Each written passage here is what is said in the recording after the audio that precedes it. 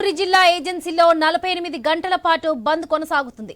ఉదయం 4 గంటల నుంచే రోడ్డుపైకి వైసీపీ వామపక్షాల నాయకులు ఆందోళనకారులు వచ్చి షాపులను మూసివేయిస్తున్నారు. జిల్లా వ్యాప్తంగా జరుగుతున్న బంద్తో ఆర్టీసీ బస్సులు ఎక్కడికక్కడే నిలిచిపోయాయి.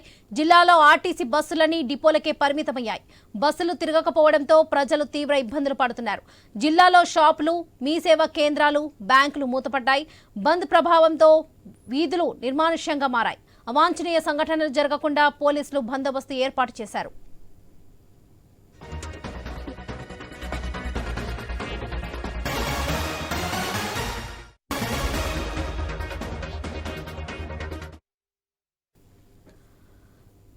వన్ ఆఫ్ 70 యాక్ట్ పై AP assembly speaker Chintakayala Ayyanna Patrudu చేసిన వ్యాఖ్యలను నిరసిస్తూ గిరిజన సంఘాలు, వామపక్షాలు బంద్ చేపట్టాయి. జిల్లాలో పర్యాటక రంగాన్ని అభివృద్ధి చేయడానికి అవసరమైతే గిరిజనుల ఉనికికి భరోసా కల్పిస్తున్న ఈ చట్టానికి సవరణలు చేయాలని అయ్యన్న పాత్రుడు కామెంట్ చేశారు. అయితే అయ్యన్న వ్యాఖ్యలపై గిరిజనులు తీవ్ర ఆగ్రహం వ్యక్తం చేస్తున్నారు. ఆయన వ్యాఖ్యలకు నిరసనగా 48 గంటల పాటు గిరిజనులు మన్యం ప్రాంతాల బంద్కు పిలుపునిచ్చారు. బంద్ విజయవంతం కోసం అన్ని గిరిజన సంఘాలు, ప్రజా సంఘాలు మద్దతు తెలపాలని వామపక్షాల నేతలు కోరారు. ప్రజలంతా బంద్కు సహకరించాలని గిరిజన సంఘాల నేతలు విజ్ఞప్తి చేశారు. అఖిలపక్ష ప్రజా సంఘాలు, రాజకీయ పార్టీల ఆధ్వర్యంలో 48 గంటల రాష్ట్ర మన్యం బంద్ చాలా విజయవంతంగా జరుగుతుంది. గత నెల 27వ తేదీన రాష్ట్ర శాసనసభ స్పీకర్ అయ్యన్న పాత్రుడు గారు 1/70 చట్టం సవరణ చేస్తేనే టూరిజం అభివృద్ధి జరుగుతుందని చెప్పేసి ప్రకటించడం, దాని నిరసనగా ఖండిస్తూ ఈ బంద్ అనేది జరుగుతుంది. ఈ చట్టాన్ని సవరిస్తే ఏజెన్సీ ప్రాంత వాసులంతా కూడా నిర్వీర్యం అయిపోయేటటువంటి పరిస్థితులు ఉన్నాయి. ఈ రోజే రకరకాల అభివృద్ధి పేరు చెప్తూ అటు ప్రభుత్వం కానీ, ప్రభుత్వ అధికారులు కానీ లేదా అనుకుంటే ఇలాగే మరి కొన్ని స్వార్థపూరితమైనటువంటి ఆలోచన విధానాలు ఉన్న వాళ్ళు ఎవరైతే ఉన్నారో వీళ్ళంతా ఈ రకంగా జరుగుతుంది. దీనివల్ల మరి ఏజెన్సీ ప్రాంత వాసులకి అభివృద్ధి అని చెప్పడమే తప్ప ఈ రోజు వరకు ఎక్కడ ఏజెన్సీ ప్రాంతాల్లో గిరిజనులు అనేటటువంటి వాళ్ళు అభివృద్ధి చెందినటువంటి దాఖలాలు అయితే కనిపించారు. అల్లూరు జిల్లా ఏజెన్సీలో 48 గంటల పాటు బంద్ కొనసాగుతుంది.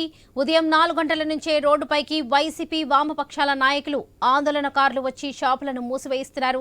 ఇదే విషయానికి సంబంధించి మరిన్ని అప్డేట్స్ మా ప్రతినిధి రాజు లైవ్ ద్వారా అందిస్తారు. రాజు, ప్రస్తుతం అక్కడ అప్డేట్స్ ఏంటి? లక్ష్మి, ఏదైతే అల్లూరి సీతారామరాజు ఏజెన్సీలో 48 గంటల బంద్ కోసం అయితే జేఏసీ ఇప్పటికే బంద్కు పిలుపునిచ్చింది. ఈ నేపథ్యంలో గిరిజన ఆదివాసీ సంఘాలతో పాటు ప్రజా సంఘాలు, కార్మిక సంఘాలతో పాటు గిరిజన సంఘాలు అన్ని కూడా ఐక్యంగా కూడా ఈ రోజు అయితే బంద్ లో పాల్గొనడం జరుగుతుంది.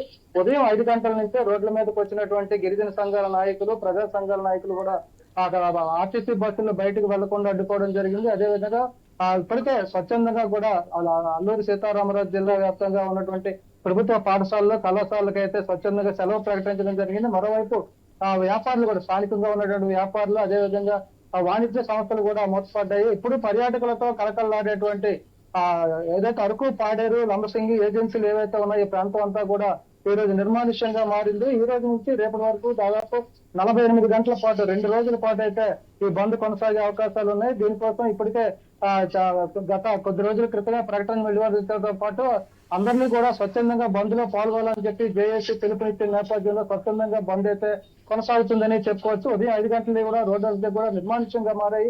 ఇప్పటి వరకు కూడా ఒక్క షాప్ కూడా తెరిచిన పరిస్థితి లేదు. మరోవైపు రవాణా వ్యవస్థ, ప్రైవేట్ రవాణా వ్యవస్థ కూడా నిలిచిపోయిందని చెప్పుకోవచ్చు. ఆర్టీసీ మొత్తం బస్సులన్నీ కూడా డిపోలకే పరిమితం అయ్యాయి. ఏదైతే ముఖ్యంగా 1/70 చట్టం ఏదైతే గిరిజనులకు సంబంధించి ఉందో ఈ చట్టాన్ని సవరణ చేయాల్సిన అవసరం ఉందంటూ ఇటీవల ఏపీ స్పీకర్ అయ్యన్న పాత్రుడు చేసినటువంటి వ్యాఖ్యలు ఈరోజు బంద్కు దారి తీసాయని చెప్పుకోవచ్చు. 1/70 చట్టం ప్రకారం గిరిజన ఆస్తుల పరిరక్షణతో పాటు ఏజెన్సీ ప్రాంతాల్లో ఉన్నటువంటి విలువైన ఆస్తులను పరిరక్షించడం, అటవీ సంపదను పరిరక్షించడం పాటు గిరిజనులకి ఉన్నటువంటి హక్కుల్ని కాపాడడం ఈ చట్టం యొక్క ముఖ్య ఉద్దేశంగా తెలుస్తుంది. మరి ఇలాంటి చట్టాన్ని సవరించి ఇక్కడ ఉన్నటువంటి విలువైనటువంటి ఖనిజ సంపదలను అదేవిధంగా ఇతర సంపదలు కూడా కొల్లగొట్టే ప్రయత్నం రాష్ట్ర ప్రభుత్వం చేస్తుంది.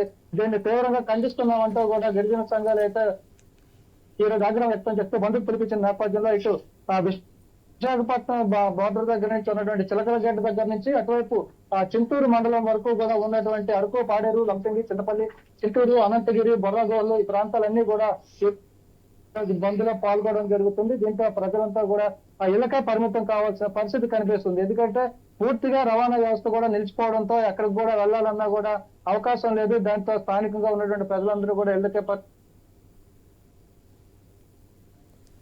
Right Raju, thank you.